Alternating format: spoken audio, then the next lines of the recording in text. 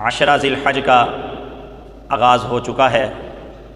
آج یکم ذی الحج ہے اور اس عشرہ کا اختتام 10 ذی الحج پہ ہوگا، اور ان 10 دنوں کی سال بھر کے 12 مہینوں میں یہ 10 دن، یہ عشرہ ایک ممتاز حیثیت رکھتا ہے۔ قرآن پاک میں 30ویں پارے میں سورۃ الفجر میں اللہ تبارک و تعالیٰ نے ارشاد فرمایا ہے والفجر ولیال عشر، قسم ہے فجر کی، قسم ہے 10 راتوں کی۔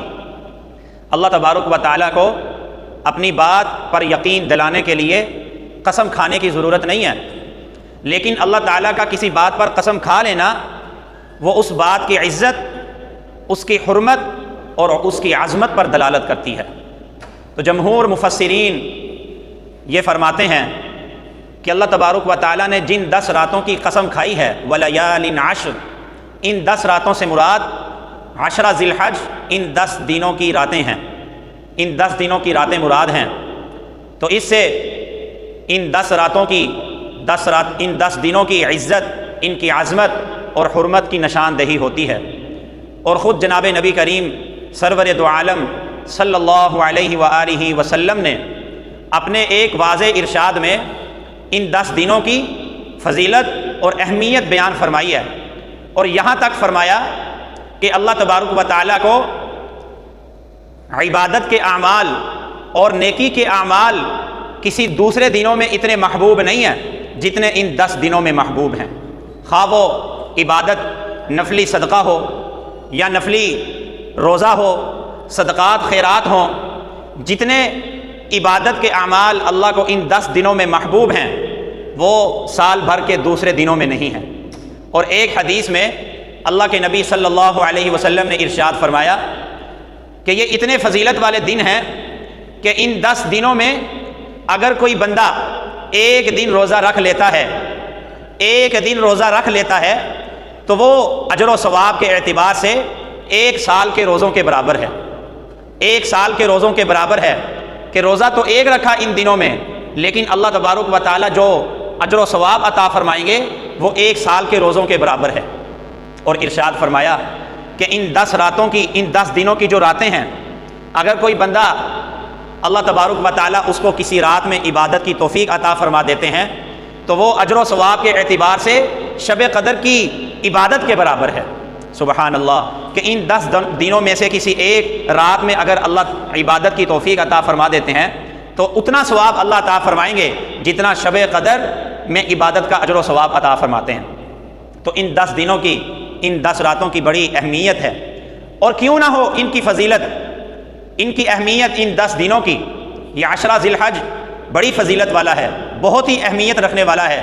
اللہ تبارک و تعالیٰ نے ان 10 دنوں میں، ان ایام کو 2 ایسی عظیم الشان عبادات کے لیے مقرر فرما دیا ہے۔ وہ ایسی عظیم عبادات ہیں کہ دوسرے دنوں میں ان کو انجام نہیں دیا جا سکتا۔ ان میں سے ایک عبادت حج ہے۔ حج ایک ایسی عبادت ہے کہ وہ صرف انہی دنوں میں انجام دی جا سکتی ہے، سال بھر کے دوسرے دنوں میں حج جیسی عبادت انجام نہیں دی جا سکتی۔ نماز ہے، فرض نماز کے علاوہ آپ جب چاہیں نفلی نماز پڑھ سکتے ہیں۔ رمضان المبارک میں روزے فرض ہیں، آپ نفلی روزہ 11 مہینوں میں جب چاہیں رکھ سکتے ہیں، اور اسی طریقے سے زکوٰۃ واجب ہے، آپ زکوٰۃ کے علاوہ نفلی صدقات خیرات جب چاہیں آپ کر سکتے ہیں۔ لیکن حج ایک ایسی عبادت ہے جو انہی دنوں کے ساتھ خاص ہے۔ وقوف عرفہ ہے، عرفہ کے میدان میں جانا ہے، عرفات کے میدان میں، اور مزدلفہ میں رات گزارنی ہے، اور مینا میں جمرات کو جا کر کنکریاں مارنی ہیں۔ تو وہ یہ والے جو ارکان ہیں یہ انہی دنوں کے ساتھ مخصوص ہیں۔ اگر کوئی اور مہینوں میں، کوئی ربیع الاول کے مہینے میں جاتا ہے کہ میں حج کرنے جا رہا ہوں، کوئی رمضان المبارک کے مہینے میں کہے کہ میں حج کرنے جا رہا ہوں، تو حج کی عبادت ذی الحج کے ان ایام کے ساتھ مخصوص ہے، وہ کسی اور مہینوں کے دنوں میں نہیں انجام دی جا سکتی۔ اور دوسری جو عبادت ہے وہ قربانی ہے۔ قربانی بھی ایک ایسی عظیم عبادت ہے کہ اللہ تبارک و تعالیٰ نے قربانی کے لیے ان دنوں کو مقرر فرما دیا ہے، 10، 11، 12 ذوالحج۔ اگر آپ بکرا خریدیں، اس کو ذبح کریں اور اس کو آپ اللہ کی راہ میں اس کا گوشت تقسیم کر دیتے ہیں، آپ بکرا کہیں بیچ دیتے ہیں، تو وہ صدقے کا ثواب آپ کو ملے گا، آپ کو قربانی کی عبادت کا ثواب نہیں ملے گا۔ قربانی کی عبادت کا ثواب حاصل کرنے کے لیے اللہ تبارک و تعالیٰ نے ان ایام کو مخصوص فرمایا ہے۔ تو یہ جو دن ہیں، یہ 10 ذی الحج ہے، آج شروع ہو چکا ہے، 1 ذی الحج ہے، تو یہ بڑے ہی فضیلت اور اہمیت والے دن ہیں۔ اللہ تبارک و تعالیٰ ان دنوں میں عبادتوں کا ثواب بڑھا دیتے ہیں، ان دنوں میں عبادتوں کا ثواب بڑھا دیتے ہیں، اور اللہ تبارک و تعالیٰ اپنی طرف سے خصوصی رحمتیں نازل فرماتے ہیں۔ اور ان دنوں میں ان 2 عبادات کے علاوہ اور بھی کچھ اعمال مقرر ہیں۔ ذی الحج کا چاند دیکھتے ہی جو پہلا عجیب و غریب حکم ہماری طرف متوجہ ہوتا ہے، اور وہ یہ ہے کہ نبی کریم صلی اللہ علیہ وسلم نے ارشاد فرمایا کہ تم میں سے جس شخص کا قربانی کرنے کا ارادہ ہو تو وہ جب ذی الحج کا چاند دیکھ لے تو قربانی کرتے وقت جب تک قربانی نہ کر لے اپنے ناخن اور بال نہ کاٹے، اپنے ناخن اور بال نہ کاٹے، اور یہ عمل مستحب ہے۔ یہ عجیب و غریب حکم کیوں نبی کریم صلی اللہ علیہ وسلم نے ارشاد فرمایا، کیوں ہمیں اس کا حکم فرمایا؟ اس کی وجہ یہ ہے، اس میں اصل بات یہ ہے کہ یہ ایسے دن ہیں کہ ان دنوں کو اللہ تعالیٰ نے حج جیسے عبادت کے لیے مقرر فرما دیا ہے، اور ہزاروں افراد دنیا کے چپوں چپوں سے، دور دراز ملکوں سے بیت اللہ میں، مکہ مکرمہ میں جمع ہو رہے ہیں، اور الحمدللہ وہ حج جیسی عظیم عبادت سے بہر اندوز ہو رہے ہیں۔ اللہ تبارک و تعالی ہم جیسوں کو بھی حج جیسی عظیم عبادت، یہ سعادت ہمیں نصیب فرما دے، عمرہ کی بیت اللہ میں ہماری حاضری، اللہ تبارک و تعالی ہمیں یہ سعادتیں بار بار نصیب فرما دے۔ تو بڑے ایسے افراد ہیں، ہزاروں افراد ہیں جو بیت اللہ میں اس وقت موجود ہیں، جا رہے ہیں، اور حج جیسی عظیم عبادت سے وہ بہر اندوز ہوں گے۔ ایسا معلوم ہوتا ہے کہ بیت اللہ کے اندر ایک مقناطیس ہے، بیت اللہ کے اندر ایک مقناطیس ہے جو چاروں طرف سے فرزندان توحید کو اپنی طرف کھینچ رہا ہے، اپنی طرف کھینچ رہا ہے۔ سبحان اللہ۔ اللہ تبارک و تعالیٰ نے جو افراد حج کے لیے جا رہے ہیں ان کو حکم فرما دیا کہ جب بیت اللہ کی طرف جاؤ تو بیت اللہ کی وردی پہن کر جاؤ۔ بیت اللہ کی وردی کیا ہے؟ احرام باندھ لینا، احرام پہن لینا۔ اور جب بندہ احرام پہن لیتا ہے تو جو چیزیں حلال تھیں وہ حرام ہو جاتی ہیں۔ اب سلے ہوئے کپڑے نہیں پہن سکتے، اب آپ خوشبو نہیں لگا سکتے، آپ اپنی بیوی سے نفسانی خواہشات والے تعلقات نہیں آپ اس سے قائم کر سکتے۔ تو اسی طریقے سے حج پہ جانے والوں کو یہ بھی حکم ہے کہ آپ نے اپنے ناخن اور بال نہیں کاٹنے۔ جب احرام باندھ لیا ہے، حج میں جانے کی نیت کر لی ہے، تلبیہ پڑھ لیا ہے، تو اب آپ بال بھی نہ کاٹیں اور ناخن بھی نہ کاٹیں۔ نبی کریم صلی اللہ علیہ وسلم نے ہم جیسوں کو، اور جو حج کی عبادت میں شریک نہیں ہو سکے کسی مجبوری کی وجہ سے، تو نبی کریم صلی اللہ علیہ وسلم نے حکم فرمایا اللہ کی رحمت ہماری طرف متوجہ کروانے کے لیے، اللہ کے کرم کو، اللہ کے فضل کو، اللہ کے احسانات کو ہماری طرف متوجہ کروانے کے لیے حکم فرمایا کہ تم لوگ بھی تھوڑی سی حاجیوں کے ساتھ مشابہت اختیار کر لو، کہ حاجیوں کے ساتھ مشابہت اختیار کر لو، وہ بھی ان دنوں میں ناخن اور بال نہیں کاٹتے، تم بھی بال اور ناخن نہ کاٹو، کہ اللہ تبارک و تعالیٰ کی رحمتیں مسلسل برس رہی ہیں حاجیوں پر۔ تو اگر تم بھی ان جیسی مشابہت اختیار کر لو گے، اپنا لو گے، تو اللہ کی رحمت تمہاری طرف بھی متوجہ ہو جائے گی۔ اور نبی کریم صلی اللہ علیہ وسلم کی ایک حدیث ہے، میں اس موقع پر ایک بات عرض کروں گا۔ آپ نے فرمایا من تشابہ بقوم فہو منہم، جو شخص جس قوم کی مشابہت اختیار کرے گا قیامت والے دن انہی لوگوں کے ساتھ وہ اٹھایا جائے گا، انہی لوگوں کے ساتھ اس کا حشر ہوگا۔ تو ایک مسلمان کو چاہیے کہ اپنا حلیہ نبی کریم صلی اللہ علیہ وسلم، صحابہ اکرام، علماء، اولیاء اللہ جیسا بنائے، کہ اپنی شباہت اولیاء جیسی اختیار کرے، کہ آپ کی وضاقتہ، آپ کا لباس اور آپ کا اٹھنا بیٹھنا، اس کی شباہت علماء، اولیاء، صلحاء جیسی ہو۔ تو اس موقع پر بھی اللہ کے نبی صلی اللہ علیہ وسلم نے ارشاد فرمایا کہ تھوڑی سی شباہت اختیار کر لو گے تو اللہ تبارک و تعالیٰ کی ذات اپنی رحمتیں تم لوگوں پر بھی برسا دیں گے۔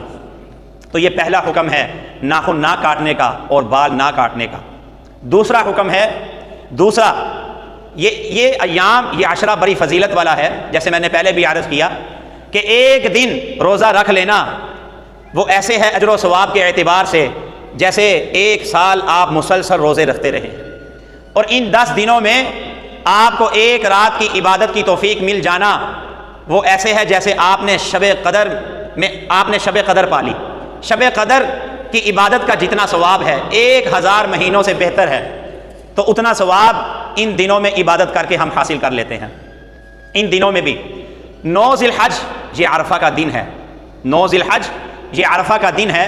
اس دن کو اللہ تبارک و تعالیٰ نے حج جیسی، حج کا ایک عظیم الشان رکن ہے وقوف عرفہ، اس کے لیے 9 ذی الحج کا اللہ تعالیٰ نے اس کو مقرر فرمایا ہے کہ حاجی لوگ سارے 9 ذی الحج کو عرفات کے میدان میں چلے جاتے ہیں، اور ہم جو حج میں کسی مجبوری کی وجہ سے جو ہم جیسے شریک نہیں ہو سکے، تو ہمیں حکم فرمایا کہ تم لوگ 9 ذی الحج کو نفلی روزہ رکھا کرو۔ اور نبی کریم صلی اللہ علیہ وسلم نے اس روزے کے بارے میں ارشاد فرمایا کہ جو 9 ذی الحج کو روزہ رکھے گا، اس دفعہ 9 ذی الحج ہفتے کا دن بن رہا ہے، اتوار کی عید ہے، تو اتوار سے ایک دن پہلے ہفتے کے دن 9 ذی الحج ہے، اس کو کہا جاتا ہے عرفہ کا دن۔ نبی کریم صلی اللہ علیہ وسلم نے اسی 9 ذی الحج کے روزے کے بارے میں ارشاد فرمایا کہ جو اس دن روزہ رکھے گا، مجھے اللہ کی ذات سے امید ہے کہ اللہ تبارک و تعالیٰ اس کے 1 سال گزشتہ کے گناہ اور 1 سال آئندہ کے گناہ معاف فرما دیں گے، اور اللہ تبارک و تعالیٰ گزشتہ 1 سال اور آئندہ 1 سال کے لیے اس روزے کو کفارہ بنا دیں گے، اس روزے کو اس کے گناہوں کا کفارہ بنا دیں گے۔ اس موقع پر آپ ایک بات یاد رکھیں، ذہن نشین فرما لیجئے کہ نبی کریم صلی اللہ علیہ وسلم نے ایسی بہت ساری احادیث ارشاد فرمائی ہیں جس میں آپ صلی اللہ علیہ وسلم نے ارشاد فرمایا کہ بندے کے گناہ معاف ہو جاتے ہیں، کہ جب ایک نیک بندہ نماز کے لیے وضو کرتا ہے تو وضو کے وقت جب پانی گرتا ہے، جو آپ آزاد دھوتے چلے جاتے ہیں، جب آپ کوئی عضو دھوتے ہیں تو ساتھ ہی اس عضو کے گناہ بھی دھل جاتے ہیں، اور جب بندہ نماز کے لیے مسجد کی طرف چلتا ہے تو ہر قدم پہ ایک ایک نیکی اللہ تعالیٰ اس کو عطا فرماتے ہیں، اور ایک ایک گناہ اس کا مٹا دیتے ہیں، اور ایک ایک درجہ اس کا بلند فرماتے ہیں۔ اور ارشاد فرمایا کہ جب بندہ اللہ کے لیے روزے رکھتا ہے تو اللہ تبارک و تعالیٰ اس کی زندگی کے گزشتہ سارے گناہوں کو معاف فرما دیتے ہیں۔ تو ایسی جتنی بھی احادیث ہیں، یہ بات ذہن نشین فرما لیں کہ ان گناہوں سے مراد گناہ صغیرہ ہیں۔ کون سے گناہ مراد ہیں؟ گناہ صغیرہ مراد ہیں۔ ویسے تو اللہ تبارک و تعالیٰ کی رحمت، اللہ تعالیٰ اپنی رحمت سے جس کے چاہیں گناہ کبیرہ معاف فرما دیں، لیکن جو قانون ہے، قانون یہ ہے کہ جو گناہ کبیرہ ہیں وہ توبہ کے بغیر معاف نہیں ہوتے، اور توبہ کے ذریعے وہ گناہ کبیرہ معاف ہوتے ہیں جن گناہوں کا تعلق حقوق اللہ سے ہے، جن کا تعلق حقوق اللہ سے ہے۔ اور وہ گناہ جن کا تعلق حقوق العباد سے ہے، جب تک آپ حقدار کو اپنا اس کا حق نہیں دے دیتے یا وہ آپ کو معاف نہیں کر دیتا، جب تک اس وقت تک اس گناہ کی معافی نہیں ہے۔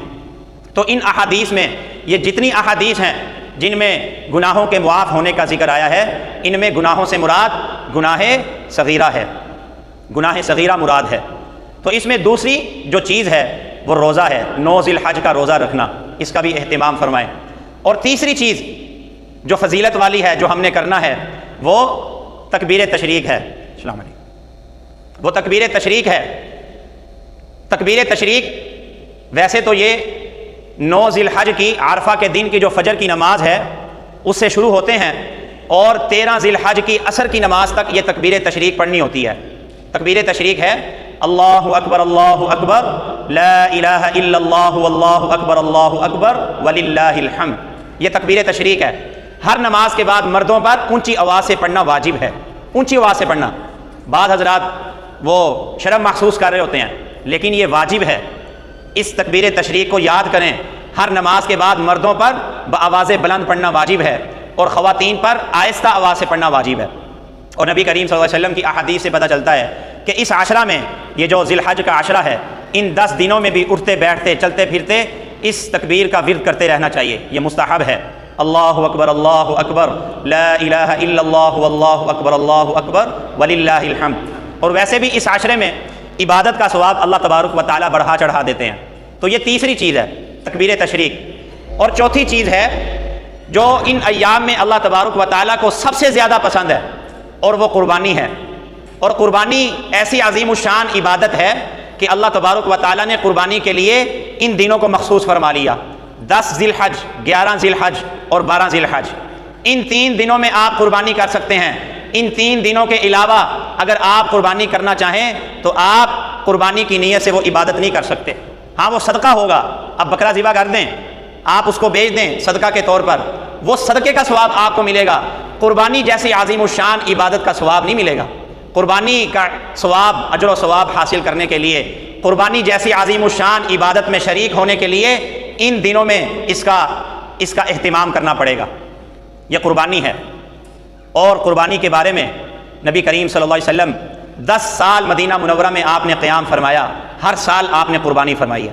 اور حضرت عائشہ رضی اللہ عنہا سے روایت ہے کہ رسالت میں آپ صلی اللہ علیہ وسلم نے ارشاد فرمایا کہ ان دنوں میں اللہ تبارک و تعالیٰ کو قربانی سے بڑھ کر کوئی عمل محبوب نہیں ہے، کہ ان دنوں میں سب سے بڑھ کر، عید کے دن میں سب سے زیادہ پسندیدہ عمل اللہ کو قربانی کا عمل ہے۔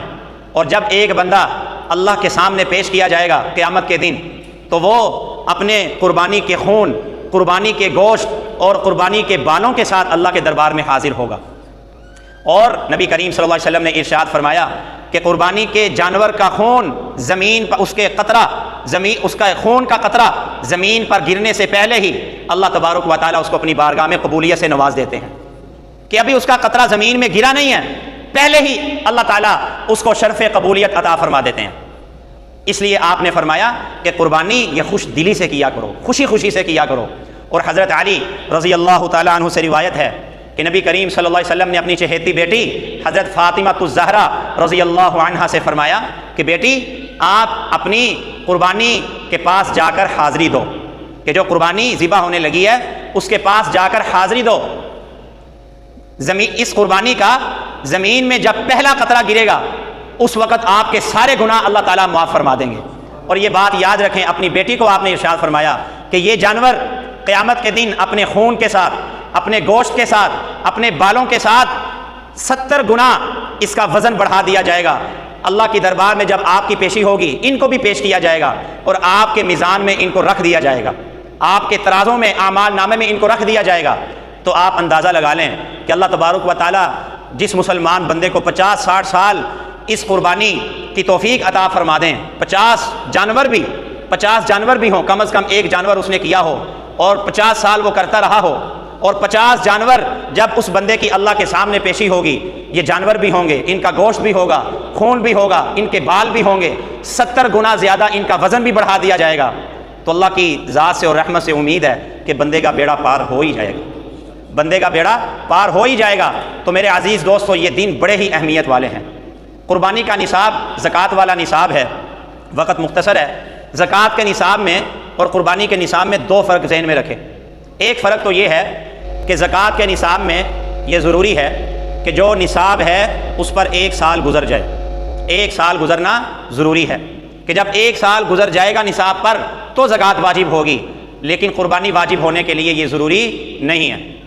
دوسرا فرق یہ ہے زکوٰۃ کے نصاب میں اور قربانی کے نصاب میں کہ زکوٰۃ کا نصاب یہ ہے کہ وہ مال نامی ہونا چاہیے۔ اس میں کیا شرط ہے؟ مال نامی، بڑھنے والا مال ہو، زیورات ہیں، جانور ہیں، مال تجارت ہے، نقدی ہے، اس پر زکوٰۃ فرض ہے، واجب ہے۔ لیکن قربانی کے نصاب میں مال نامی شرط نہیں ہے، مال غیر نامی بھی ہوگا، اگر وہ نصاب تک پہنچ جائے تو اس آدمی پر قربانی واجب ہے۔ تو مال غیر نامی میں وہ چیزیں بھی شامل ہو جاتی ہیں جو آپ کے پاس آپ کی ضروریات سے زائد سامان ہے گھر میں پڑا ہوا۔ مثال کے طور پر آپ نے غلہ خریدا ہے، گندم پورے سال سے زیادہ آپ نے خرید لیا ہے، سال کی ضرورت سے زیادہ ہے، اب اس کا بھی اس میں حساب لگایا جائے گا کہ وہ اتنا زیادہ ہے کہ سال بھر کی ضرورت سے زیادہ ہے، اور اتنا زیادہ ہے کہ وہ نصاب تک پہنچ جاتا ہے، تو آپ صاحب نصاب ہیں، تو آپ پر قربانی واجب ہے، آپ پر قربانی واجب ہوگی۔ تو قربانی اور زکوٰۃ کے نصاب میں یہ 2 فرق ہیں، اس کو ذہن میں رکھیں۔ تو میرے عزیز دوستو، قربانی اس عظیم عبادت سے کوئی بندہ پیچھے نہ رہے، کوئی بندہ پیچھے نہ رہے۔ قربانی کیا ہے؟ قربانی کا مطلب ہے کہ وہ چیز جس کے ذریعے ہم اللہ کا قرب حاصل کر لیں، جس کے ذریعے ہم اللہ کا قرب حاصل کر لیں۔ اور در حقیقت یہ قربانی اللہ تبارک و تعالیٰ اس کے ذریعے ہمیں سکھانا چاہتے ہیں، اس کے ذریعے ہمیں سکھانا چاہتے ہیں کہ دین نام ہے ہمارے حکم کی اتباع کا، ہمارے حکم کی اتباع کا نام کیا ہے؟ دین ہے، کہ جب ہمارا حکم آ جائے تو اس میں اب عقلی گھوڑے دوڑانا بند کر دو، اس میں عقلی حکمتیں تلاش کرنا بند کر دو، اس میں مصلحتیں تلاش کرنا بند کر دو۔ یہ قربانی اسی لیے تو مشروع کی گئی ہے کہ آپ کی سمجھ میں آ رہا ہے نہیں آ رہا، آپ کی عقل میں آ رہا ہے نہیں آ رہا، پھر بھی یہ حکم پورا کرو، پھر بھی یہ حکم پورا کرو۔ اور دراصل اتباع جس بندے میں، جس انسان میں اتباع کا جذبہ نہیں ہے، جب تک اتباع پیدا نہیں ہوگا، اتباع کا جذبہ پیدا نہیں ہوگا، وہ انسان نہیں بن سکتا۔ آج جتنے مظالم ہیں، جتنی بدعنوانیاں ہیں اور جتنی تباہ کاریاں ہیں، ان سب کے پیچھے اس بنیادی چیز کو فراموش کر دینا ہے کہ انسان اپنی عقل کے پیچھے چلتا ہے، اللہ کے حکم کے پیچھے نہیں چلتا، اللہ کے رسول کے طریقے کے پیچھے نہیں چلتا۔ میں آخری بات کرتا ہوں، بات کو سمیٹتا ہوں کہ حضرت ابو بکر صدیق رضی اللہ تعالیٰ عنہ، آپ کو بات سمجھ میں آ جائے گی۔ حضرت ابو بکر صدیق رضی اللہ تعالیٰ عنہ رات کے وقت جب تہجد کی نماز پڑھتے تھے، آہستہ آواز سے پڑھتے تھے، اور حضرت عمر فاروق رضی اللہ تعالیٰ عنہ کی طبیعی آواز بڑی اونچی تھی، تو وہ قرات بھی اونچی آواز میں کرتے تھے۔ نبی کریم صلی اللہ علیہ وسلم نے ان سے پوچھا، بلا کر صبح کے وقت بلایا کہ ابو بکر آپ رات کے وقت جب قرات کر رہے تھے نماز میں، بڑی پست آواز میں کر رہے تھے، کیا وجہ ہے؟ تو آپ نے عرض کیا، یا رسول اللہ، میں جس ذات سے سرگوشی کر رہا ہوں، جس سے میں بات کر رہا ہوں، اس نے سن لیا ہے۔ آپ نے فرمایا بہت اچھا کیا۔ حضرت عمر سے آپ نے سوال کیا کہ آپ کیوں اتنی اونچی آواز میں پڑھ رہے ہیں؟ تو حضرت عمر رضی اللہ تعالیٰ عنہ نے عرض کیا، یا رسول اللہ، میں اس لیے اونچی آواز سے پڑھا تھا تاکہ شیطان کو بگاؤں اور سوتوں کو جگاؤں، شیطان کو بگاؤں اور سوتوں کو جگا دوں۔ تو آپ نے فرمایا کہ بہت اچھا ہے، بہت اچھا ہے۔ تو اب آپ یوں کرو، حضرت ابو بکر سے فرمایا کہ اب آپ ذرا قدرے اونچی آواز میں پڑھا کرو، اور حضرت عمر فاروق رضی اللہ تعالیٰ عنہ سے فرمایا کہ آپ قدرے پست آواز سے پڑھا کریں۔ تو حضرت حکیم الامہ مولانا اشرف علی تھانوی رحمہ اللہ نے بڑی خوبصورت توجیہ فرمائی، بڑی خوبصورت بات لکھی ہے اس حدیث کی تفصیل میں۔